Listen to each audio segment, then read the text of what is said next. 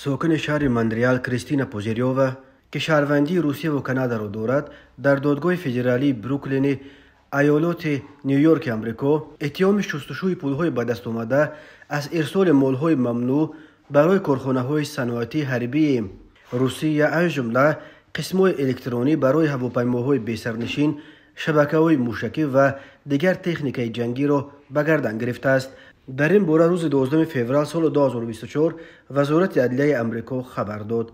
به پوزیریووا تا 20 سال زندان تهدید می‌کند، اما اعتراف گناه امکان می‌دهد که پرونده پوزیریووا به صورت آسان و زودتر بررسی شده برای همکاریش با تفتیشات به او حکم سبکتری بدهند.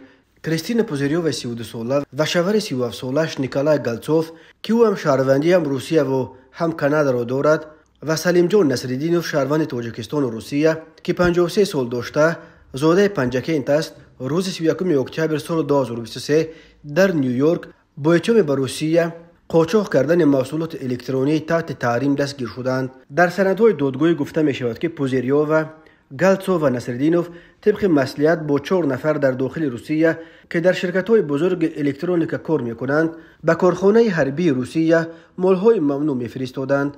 برخی از مال‌های فرستاده آنها را بعداً در تانک و چرخبال و درون‌ها و دیگر تکنیک حربی روسیه که در جنگ اوکراین به دست نیروهای اوکراینی غنیمت افتادند پیدا کردند. وزارت عدلیه آمریکا گفت تفتیش پرونده‌های سلیم جان نصرالدینوف و نیکولای گالتسوف هنوز ادامه دارد.